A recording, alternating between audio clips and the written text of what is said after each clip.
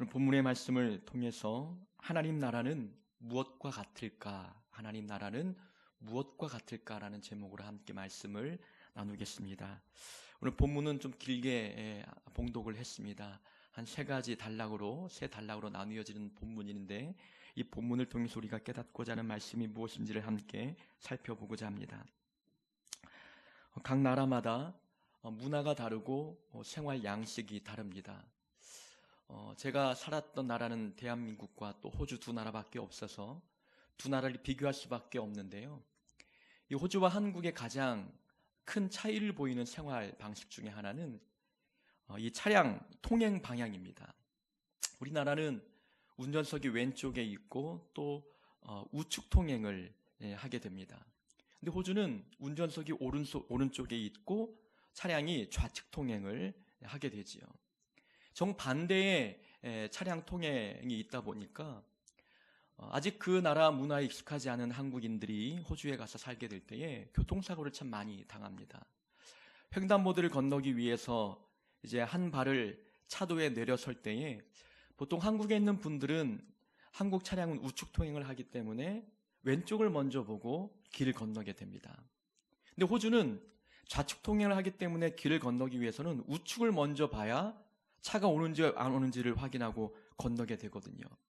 근데 우리는 보통 왼쪽을 보고 건넜기 때문에 왼쪽을 보고 차가 없다 생각해서 건너다가 바로 좌측 통행에서 오는 차에 치여서 사고를 당하는 경우가 있게 되는 것이지요. 운전을 할 때도 마찬가지입니다. 좌회전을 하고 우회전을 할 때에 우리는 보통 회전을 딱 해서 우측으로 딱 들어가면 되는데 이 호주는 왼쪽 차선을 타야 되는 것이지요.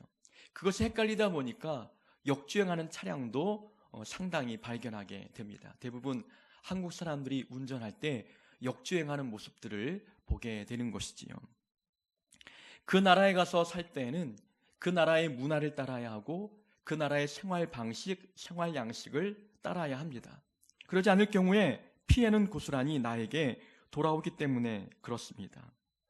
각 나라마다 그렇게 사회적인 약속이 다르기 때문에 우리가 어느 나라에 가든지 그 나라에서 통용되고 있는 사회적인 약속들을 지켜야 또 그 사회에 또 좋은 영향을 끼치기도 하고 본인에게는 피해를 입지 않을 수 있게 되는 것이지요.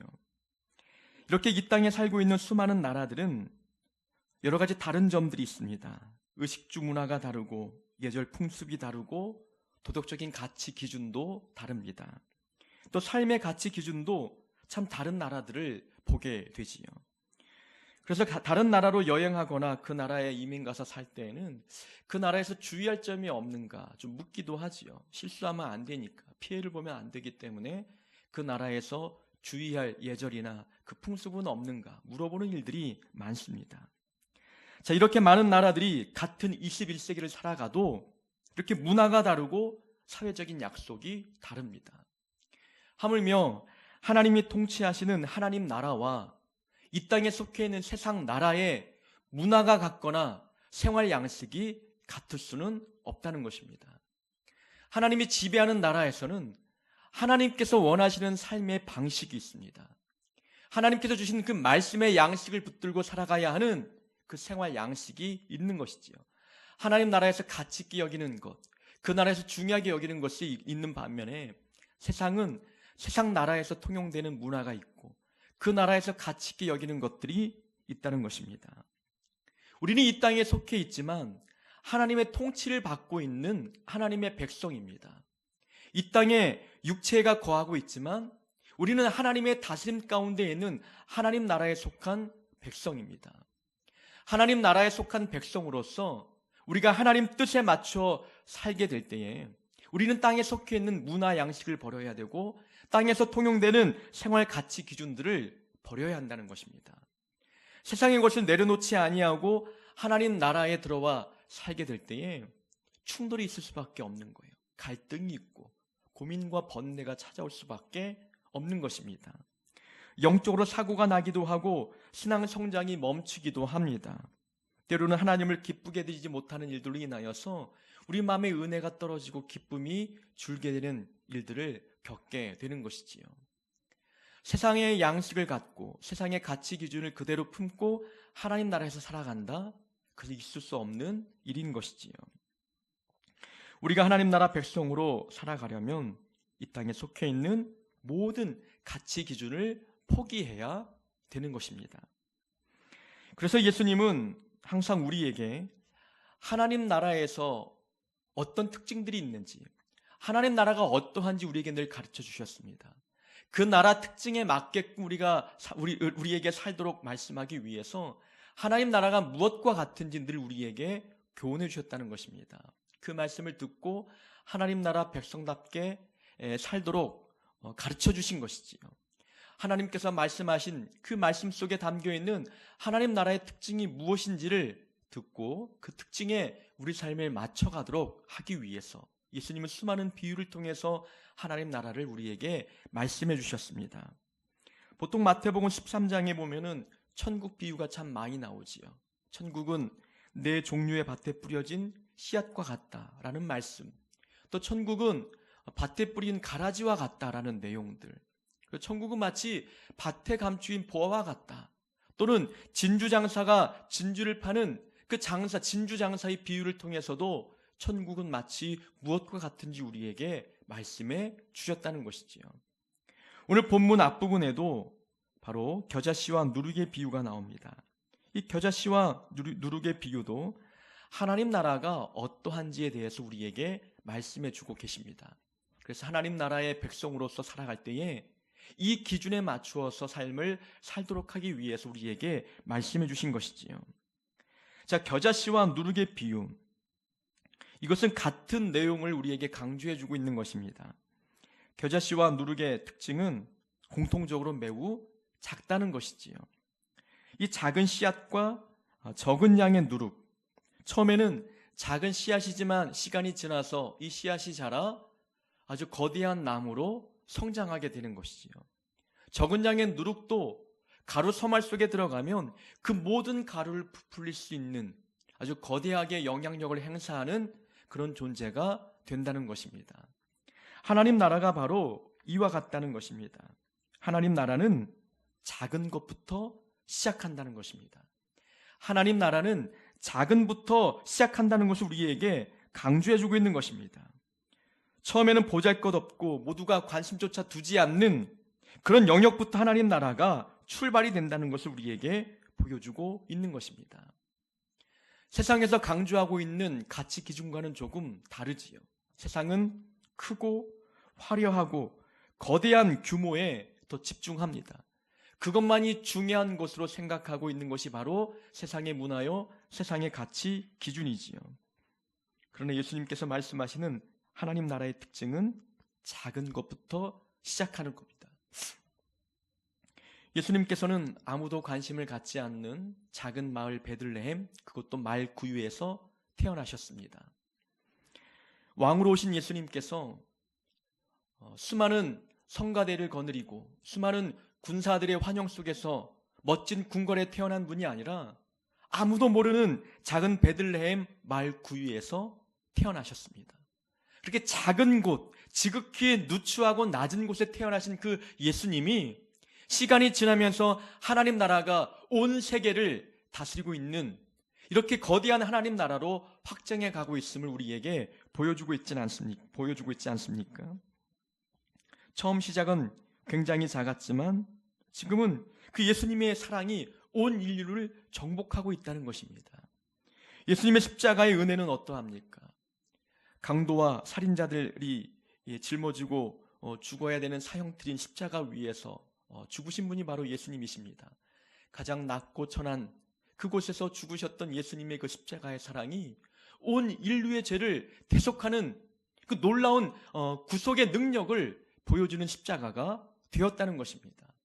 아무도 그 십자가에 달리신 예수님을 보고 믿지 않았고 조롱하고 오히려 비난했지만 시간이 지나며 하나님 나라는 점점 성장해 갔습니다.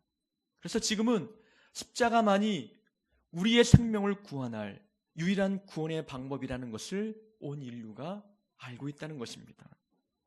하나님 나라는 작은 것부터 시작한다는 것입니다. 출발은 작지만 시간이 지나면 그 하나님 나라가 성장해 간다는 것을 우리에게 말씀해 주고 있는 것이지요. 그렇다면 하나님 나라의 백성인 우리들은 어떠해야 합니까? 우리도 거기에 맞추어서 큰 것에 시선을 빼앗기기보다도 작은 것에 집중해야 되는 겁니다. 작은 것에 충성을 다하고 작은 것을 소중히 여기는 삶을 살아가야 한다는 것입니다. 이것이 바로 천국 백성답게 살아가는 모습이라는 것입니다. 성경 곳곳에는 작은 것에 집중하고 충성을 다할 것을 교훈하고 있는 내용들이 많이 나옵니다. 달란트의 비유도 지극히 작은 것에 충성한 종에게 하나님 나라의 많은 것들을 맡겨주신 그 내용을 우리는 들어서 알고 있습니다. 작은 것에 대해서 작은 것이 얼마나 하나님 나라에 중요한 것인지, 작은 것에 소홀히 할 때에 그 결과가 얼마나 무서운지 하나님은 달란트 비유를 통해서 우리에게 말씀해 주셨습니다. 예수님은 또한 작은 소자에게 한 것이 곧 나에게 한 것이다 라고 말씀하십니다. 작은 사람에게 사랑을 베푼 것이 곧 하나님께 한 것과 같다는 거예요. 결코 작은 소자에게 도움을 준 그 행위가 하나님 나라에서 결코 작지 않다는 겁니다. 이 땅에서 작은 자를 보살폈던 그 사랑의 행위가 하나님 나라에서는 가장 칭찬받을 만한 가장 큰 가치 있는 행위라고 말씀하고 있는 거예요. 그러니 하나님 나라 백성은 작은 사람, 연약한 사람, 또 작은 일, 작은 은사에 집중하는 삶의 태도를 보여야 되는 것입니다. 구약에는 엘리야 선지자가 그 땅에 비를 내리기 위해서 하나님 앞에 간절히 기도할 때에 하나님은 손바닥만한 구름으로 응답하셨어요. 엘리야는 손바닥만한 구름을 보고 하나님께서 내 기도에 응답하셨구나. 곧 이 땅에 가뭄이 그치고 비가 내리겠구나 라는 확신을 갖게 되었습니다. 엘리야의 대단한 점은 그것입니다. 손바닥만한 구름도 하나님의 응답으로 여겼다는 거예요. 하나님의 응답은 이렇게 작은 곳을 통해서도 우리에게 응답하신다는 겁니다. 우리는 이렇게 기도할 때에도 하나님의 응답이 작은 손바닥만한 구름을 통해서도 응답하신다라는 이런 생각을 가져야 되는 것이지요. 99마리의 양을 놔두고 한 마리 양을 찾아 나섰던 예수님의 그 모습, 많은 것보다 잃어버린 어린 양, 그 작은 양에게 더 많은 관심과 사랑을 보여주셨던 이 모습을 보면 하나님 나라에서 가장 가치 있는 것은 연약한 자를 돌보고 작은 것에 집중하고 또 내게 주어진 것에 충성을 다하는 이런 생활 방식이야말로 하나님 나라 속한 백성들이 살아가야 할 삶의 방식임을 우리에게 말씀해 주고 있는 것입니다. 우리 안에 커져가는 하나님 나라를 한번 생각해 보십시오. 우리 안에 천국이 임했습니다. 하나님이 다스리시는 하나님 나라가 되었어요. 우리가 이렇게 예수님을 믿게 되었던 그 과거의 기억들을 돌이켜보면은 무엇인가 엄청난 큰 기적을 경험해서 예수를 믿게 되는 게 아니었잖아요. 어느 순간 교회에 우연히 나와서 찬양 한 곡을 통해서 큰 은혜를 받게 되었습니다. 찬양 한 곡을 통해서 마음에 감동이 일어나고 눈물이 났습니다. 또 설교 한 편을 우연히 들었는데 그 설교 한 편의 말씀이 내 마음에 심겨졌고 그 말씀이 점점 자라서 내 안에 믿음이 싹트고 성령의 열매가 삶에 맺어짐을 경험했습니다. 그 시작은 굉장히 작았다는 것입니다. 작은 사건, 작은 은혜, 작은 그 상황을 통해서 하나님 나라가 내 안에서 점점 확장되어 갔음을 우리는 경험했습니다. 하나님 나라의 특징은 이렇게 작은 것부터 출발한다는 것입니다. 그럼 우리는 작은 것에 집중하고 작은 것에 충성을 다해야 하는 것입니다. 이 작은 것부터 과정을 밟지 아니하고 우리가 큰 성공만, 세상의 가치 기준이었던 물량주의와 성공주의에 물들어서 크고 좁고 화려한 것만을 먼저 얻으려고 마음을 먹는다면 그것은 하나님 나라 백성다운 모습이 아닌 것이지요. 하나님 나라는 작은 것부터 성장해 가는 것입니다. 그 작은 것부터 성장해 가는 하나님 나라의 비밀을 아는 성도들은 헛된 마음을 먹지 않는 거예요. 일확천금을 노리지 않는다는 것입니다. 크고 좋은 것들만을 탐하지 않는 거예요. 지극히 내 삶에 주어진 작은 것에 대하여 감사할 줄 아는 마음이 있는 것이고 내게 주어진 은사에 대해서 감사하고 내게 보내신 한 마리 양에 감사하며 내게 주어진 작은 은혜에 참으로 감격해하는 일들이 바로 하나님 나라에 속한 백성들에게 보여지는 특징인 것입니다. 겨자씨와 누룩의 비유는 이렇게 하나님 나라는 작은 것부터 출발하니 천국 백성들은 작은 것에 집중해야 된다는 것을 우리에게 말씀해 주고 있습니다. 이 말씀을 마치시고 예수님께서 각 성, 각 마을로 다니시면서 말씀을 가르치기 시작했습니다. 어떤 사람이 예수님께 다가와서 여쭙습니다. 주여, 구원을 받을 자가 적으니이까? 예수님, 구원받을 사람이, 예수님을 따르는 무리가 이렇게 많은데 구원받을 사람은 많습니까? 아니면 적습니까? 라고 물어왔습니다. 예수님께서 그 사람에 대한 답변을 말씀하실 때에 좁은 문으로 들어가기를 힘쓰라라고 말씀합니다. 좁은 문으로 들어가기를 힘쓰라 말씀하신 것은 구원받을 자가 그렇게 많지 않다는 것을 의미하는 것입니다. 좁은 문은 굉장히 작은 문을 의미하잖아요. 이것은 하나님의 구원의 능력이 작다는 것을 표현하는 것이 아니라 하나님의 구원의 능력은 크지만 그러나 그 구원의 문으로 들어가는 그 문을 통과하는 사람은 그렇게 많지 않을 수 있다는 것을 말씀하고 있는 것이지요. 왜 구원의 문을 이렇게 좁느냐? 사람들이 잘 찾지 않는 문이기 때문에 그렇습니다. 주님을 따르긴 따르지만 예수님이 유일한 구원의 방편 되신 분이라는 것을 모르는 거죠. 구원의 방법을 모르는 것일 수도 있고 또한 우리가 포기하고 내려놓아야 할 세상의 가치들이 있는데 그것을 내려놓지 못하는 겁니다. 그러다 보니 주님을 알고 따르고는 있지만 주님이 가르쳐주신 그 말씀대로 살지 않는 이유 때문에 좁은 문을 통과하기가 매우 어려운 것이지요. 그러니까 좁은 문은 아무나 들어갈 수 없다는 것을 의미하는 겁니다. 무엇인가 포기하고 내려놓지 않으면 통과하지 못한다는 것을 의미하는 것이지요.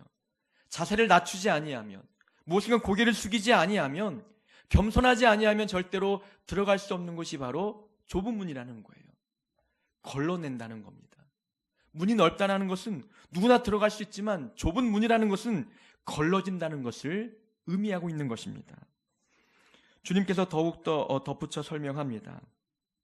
주인이 그 좁은 문을 딱 닫았을 경우에 그 문을 통과하지 못한 많은 사람들이 문 밖에 서서 문을 두드리며 주인을 향해서 열어달라고 소리친다는 겁니다. 열어달라고 소리치지만 그 안에서 주님이 말씀합니다.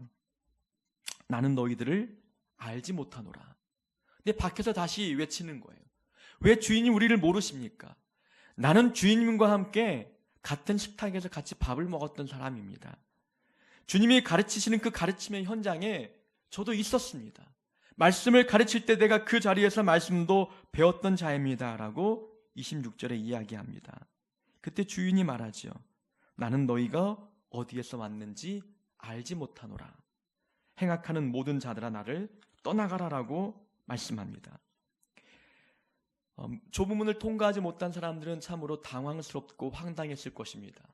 그들은 그거예요. 나는 주님을 아는데 왜 주님은 나를 모르느냐라는 겁니다. 이게 뭔가 관심의 차이지 않겠습니까? 나는 예수님을 아는데 예수님은 나를 모른다고 말씀하는 거예요. 이 문제, 이 갭이 어디서 발생되고 있는가라는 것입니다.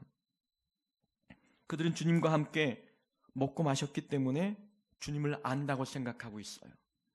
주님이 가르치는 그 가르침의 현장에 있어서 말씀을 배웠기 때문에 본인은 주님을 알고 있다고 생각을 하는 겁니다. 나는 알지만 주님은 나를 모른다는 거죠. 그게 문제라는 겁니다. 나는 하나님을 알고 있지만 하나님은 나를 모른다는 게 문제라는 거예요. 소통이 되고 있지 않고 일방통행이 되고 있는 거죠. 무엇인가 내가 하나님께 주목받는 삶을 살지 못하는 거예요. 내가 예수님께서 나를 주목할 만큼 내가 예수님 앞에 내세울 만한 믿음의 삶이 없다는 것입니다. 안다는 게 무엇입니까? 이들이 알고 있는 예수님은 도대체 무엇을 알고 있는다는 겁니까? 여러분과 저는 서로 알고 있는 사이입니다. 다른 교회에 있는 성도들도 저를 알지요. 설교하러 한두 번 갔던 교회 교인들도 길에서 만나면 인사를 해요. 나는 모르는데 인사하는 분을 딱 보면은 그때 설교했던 그 교회 그분이시구나 라는 생각을 지나친 뒤에 이제 깨닫게 되는 거죠. 그분은 저를 압니다. 근데 저를 아는 그 알미 여러분들이 저를 아는 그 수준과 같지는 않다는 거예요. 우리가 안다는 것은 제가 여러분들의 감정을 아는 것이고 여러분 가정 형편을 아는 것이고 여러분들의 고민을 아는 겁니다. 기도 제목이 무엇인지 알고 여러분의 아픔도 알고 기쁨의 조건이 무엇인지를 아는 것, 그것이 아는 거예요. 여러분도 저에 대해서 저희 고민을 알고 저희 목회 방향과 철학도 아는 것, 그것이 저를 아는 거예요. 알면 친밀한 교제를 통해서 알게 된다는 것이지요. 그저 이름을 아는 것, 얼굴을 아는 것과는 다르다는 것입니다. 이 본문에 나온 사람들이 내가 주님을 아는데 왜 주님은 나를 모르십니까? 그들이 알고 있는 주님은 아는 게 아니었어요. 우리가 하나님을 안다는 것은 무엇을 말합니까? 하나님의 마음을 아는 거예요. 하나님의 뜻이 무엇인지를 아는 게 아는 겁니다. 하나님께서 나를 통해서 이루고자 하시는 뜻이 무엇인지를 아는 게 하나님을 아는 거예요. 하나님의 나를 아신다. 하나님이 내 마음을 아시고 내 삶을 아시고 내 믿음의 고백을 아시는 거예요. 내가 하나님 앞에 하나님을 얼마나 사랑하는지 하나님은 아십니다. 내가 말씀대로 살려고 얼마나 부단히 애를 쓰는지 하나님은 그 노력도 아시는 거예요. 서로 이렇게 친밀한 관계, 친밀한 교제가 있지 않고는 이런 알미 있을 수가 없는 것이지요. 근데 본문에 나와 있는 주님을 안다고 떠들어댔던 이 사람들은 그저 밥 한 번 같이 먹은 것뿐입니다. 예수님이 가르치는 가르침의 현장에서 주님의 소문을 듣고 주님의 이름을 아는 것뿐이었습니다. 아주 가까운 친밀한 교제가 없었습니다. 말씀을 들었지만 그 말씀대로 살지 않았던 것이고 주님이 말씀하셨던 천국, 그 하나님 나라의 기준에 맞춘 삶을 살지 못했던 것입니다. 좁은 문에서 걸러진 것이지요. 주님을 이름만 안다고 해서 주님의 좁은 문을 통과하는 것이 아니라 예수님을 믿고 예수님을 유일한 구원의 방편으로 믿고 주님의 가르침대로 살고 그 말씀을 내 삶의 가치 기준으로 삼고 삶의 양식으로 삼는 그런 삶이 될 때에 하나님이 나를 아시는 겁니다. 하나님이 주목하는 부분은 믿음입니다. 믿음이 있는 자를 주목하시는 거죠. 그가 얼마나 예수님을 따라왔는지 몇 년 예수 믿었는지 이게 아니라 믿음이 있느냐, 믿음대로 살고 있는지 이 믿음을 보시고 하나님이 그 사람을 주목하시는 겁니다. 신앙생활의 겉모양을 갖추었다고 해서 모두가 다 구원받는 것은 아닙니다. 남들이 교회 출석한다고 해서 나도 출석하고 성도의 교제를 나눈다고 해서 나도 거기에 함께 어울려서 성도의 교제를 나눈다고 해서 다 구원받는 것이 아니라는 것이지요. 헌금을 꼬박꼬박 내고 봉사하고 전도하고 이것 다 중요하지만 하나님이 그러나 나를 아시느냐, 이것은 또 다른 문제라는 겁니다. 주님과 함께 같은 식탁에서 음식을 함께 나누었던 사람들도 좁은 문을 통과하지 못했습니다. 주님의 가르치심을 들었던 자들도 좁은 문을 통과하지 못했다는 겁니다. 중요한 것은 네가 말씀대로 사느냐, 이 말씀대로 살기 위해서 부단히 노력하고 애를 쓰면서 말씀에 합당하지 않는 삶의 모습이라면 그것을 과감히 끊어낼 수 있는 이러한 영적인 결단력을 갖고 살아가느냐, 하나님은 그 모습을 보시고 그 사람의 믿음을 인정하십니다. 그럴 때에 그들이 좁은 문으로 들어올 수 있는 것이지요. 나는 하나님을 아는데 하나님께서 나를 모른다 말씀하실 때에 그것처럼 두려운 말씀이 어디 있겠습니까? 우리는 신앙생활하는 이유가 분명해야 합니다. 본질은 딱 하나입니다. 우리가 주님을 믿는 이유는 교제가 목적이 아닙니다. 교양을 쌓기 위함도 목적이 아니고 사업하는 데 조금 도움을 얻기 위해서 교회에 나오는 것도 아닙니다. 세상 살아가는 데 필요한 친분을 맺고 사회적인 위치에 맞게끔 교회에서도 높은 직분을 얻기 위한 그런 목적으로 교회에 나오는 것이 아니지 않습니까? 우리는 구원을 이루기 위해서 교회에 나오는 것이고 예수님을 삶의 주인으로 모시고 그분의 뜻을 이루어드리기 위해서 신앙생활을 하는 거예요. 하나님께서 우리를 통하여 하나님 뜻을 이루고자 하실 때에 기꺼이 순종하고 하나님 뜻을 내 뜻으로 받들어 하나님의 뜻을 기꺼이 기쁨으로 이루어드리는 삶을 살아가는 것이 바로 신앙생활의 본질입니다. 그런 삶을 살 때 하나님은 나를 아신다 말씀하는 겁니다. 나도 하나님을 아는 것이고 하나님도 나를 아시는 겁니다. 이렇게 서로 쌍방간에 소통이 있고 알미 있을 때에 좁은 문을 통과할 수 있는 은혜가 우리에게 있게 된다는 것을 우리에게 말씀해 주고 계십니다. 좁은 문은 아무나 들어갈 수 있는 곳이 아니라 말씀드린 대로 주님의 기억하는 자, 하나님이 알고 있는 자, 믿음이 있고 믿음대로 사는 자들이 통과할 수 있는 곳입니다. 이 좁은 문에 대한 말씀을 하고 난 뒤에 31절부터 보면은 어떤 바리새인들이 나와서 이르되 나가서 여기를 떠나소서 헤롯이 당신을 죽이고자 하나이다 라고 말합니다. 웬일로 바리새인이 헤롯이 예수님을 죽인다고 하는 이 살해 위협을 친절하게 알려줄까?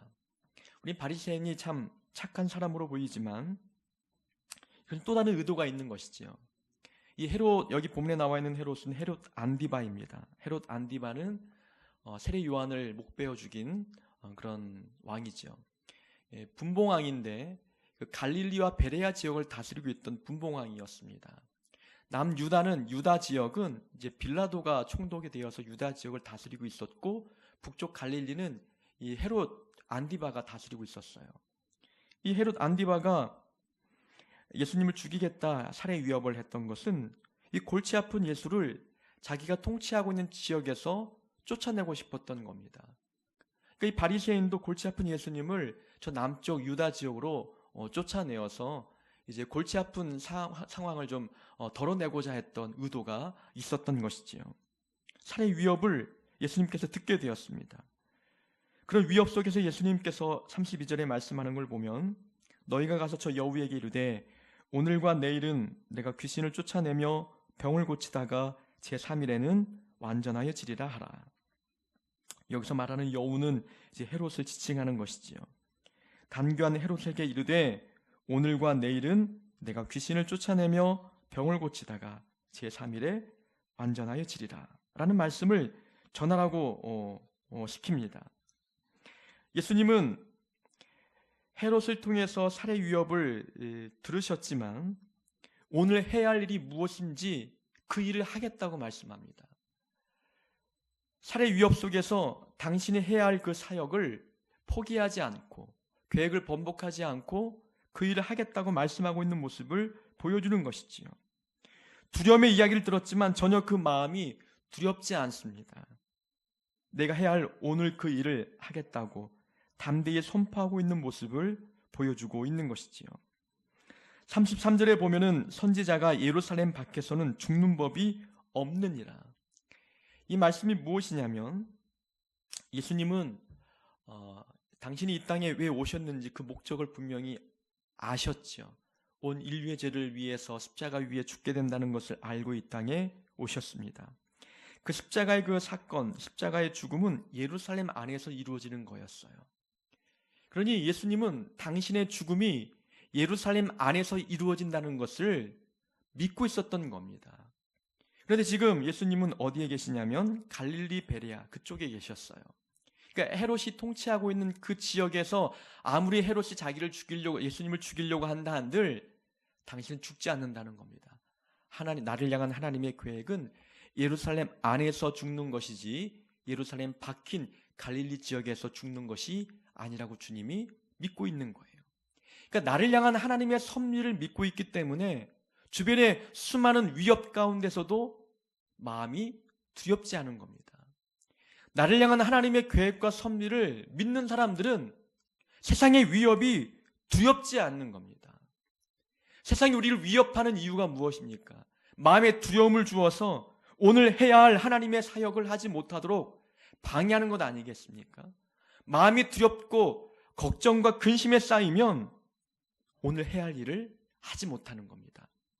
예수님은 당신을 향한 하나님의 계획을 아셨기 때문에 그런 헤롯의 살해 위협 속에서도 오늘 해야 할 일이 무엇인지 집중하고 계십니다. 우리의 생명이 하나님의 섭리 가운데 있음을 믿는다면, 날 향한 하나님의 계획이 어떤 경우에도 성취된다는 것을 믿는다면, 우리도 수많은 위협과 두려운 상황에서 마음의 평안을 잃지 않을 수 있는 겁니다. 사도 바울이 로마로 향하는 그 항해를 할 때에 유라굴로라는 광풍을 만났습니다. 수많은 사람들이 이제는 죽었구나, 구원의 소망을 다 잃어가는 그때에 사도 바울은 하나님의 뜻을 알았어요. 간밤에 주님께서 꿈속에 나타나셔서 단 한 명도 목숨을 잃을 자가 없다는 말씀을 들려주셨습니다. 그 하나님의 말씀을 전적으로 믿었던 사도 바울은 그 수많은 광풍이 불어오는 가운데서도 마음이 평안했고 다른 사람들에게 평안의 메시지를 선포할 수 있었던 것이지요. 그러니까 하나님의 계획을 분명히 아는 자는 흔들림이 없는 겁니다. 가야 할 길을 포기하지 않는 겁니다. 이것이 바로 믿음이지 않습니까? 날 향한 하나님의 계획과 섭리가 분명히 성취된다는 것을 믿는 사람들은 그 길을 포기하지 않는 겁니다. 두려워 말며 놀라지 말라. 내가 어디로 가든지 나 여호와가 너와 함께하리라. 이 말씀을 하나님께서 우리에게 약속의 말씀으로 주셨습니다. 두려워하지 말고 놀라지 말라 말씀하셨고, 우리가 어디로 가든지 하나님이 함께 하시겠다 말씀하셨어요. 이 말씀, 이 약속의 말씀을 믿는 사람들은 두렵고 놀라운 일들을 만나도 평안할 수 있는 겁니다. 내가 물 가운데 지날지라도 물이 너를 침몰치 못할 것이며 불 가운데로 행할지라도 타지도 아니할 것이라. 물불이 아무리 위협한다 할지라도 하나님은 그 물불을 통해서, 그 물불 가운데서도 우리를 지켜주신다고 약속하신 그 평안의 약속의 말씀입니다. 이 말씀을 믿는 사람들은 우리 인생길이 참으로 고되고 가시밭길이라 할지라도 그 길 가운데 하나님의 보호하심을 믿기 때문에 평안히 그 길을 걸어갈 수 있는 것입니다. 우리 신앙생활이 참으로 힘들고 어렵습니다. 마음을 잘 지키려고 해도 수많은 삶에 나타난 변수들이 우리 마음을 시험에 빠지게 만들 때가 많지 않습니까? 무엇보다 원하는 계획대로 되지 않을 때, 원하는 결과를 맞지 못할 때의 마음에 두려움이 막 몰려옵니다. 이 두려운 마음이 막 찾아오면 오늘 주어진 일들을 제대로 바라보지 못하는 경우들이 있지 않습니까? 그때 우리는 우리를 향한 하나님의 계획이 분명히 있다는 확신을 회복해야 되는 겁니다. 미천한 나이지만 그래도 나를 향한 하나님의 계획이 있다는 이 분명한 확신을 갖고 살아갈 때에 우리는 내게 주어진 오늘 해야 할 사명들을 놓치지 아니하고 그 일을 감당할 수 있게 되는 것입니다. 우리의 생명은 하나님 손에 달려 있는 겁니다. 헤롯이 예수님의 생명을 위협한다 할지라도 하나님의 때가 아니고서는 헤롯도 하나님 손에 붙들린 예수님의 목숨을 뺏어갈 수 없는 겁니다. 우리 인생 하나님이 붙들고 계시고 우리 생명 하나님께서 붙들고 계십니다. 어떤 세상의 위협 가운데서도 우리 생명을 놓지 아니하시는 하나님의 그 전능하심을 우리가 믿는다면 어떤 불안과 두려움 속에서도 우리는 담대할 수 있는 것입니다. 우리는 이렇게 하나님 나라의 백성들입니다. 하나님께서 우리를 향한 섭리와 계획을 가지고 우리를 인도해 가십니다. 하나님 나라에 속한 백성으로서 우리는 지극히 작은 일부터 시작함에 대하여 감사하고 작은 것에 집중하는 자들이 되어야 합니다.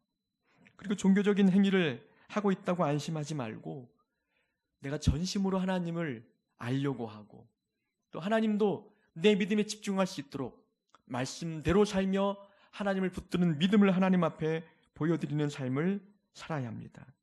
그리고 하나님의 섭리를 믿고 어떤 위협에서도 흔들리지 않는 그런 하나님 나라의 백성이 되길 원합니다. 우리 그렇게 삶으로 말미암아 우리가 좁은 문으로 들어가 구원을 성취하는 놀라운 은혜를 경험하는 하나님 나라 백성이 되기를 주의 이름으로 축원합니다.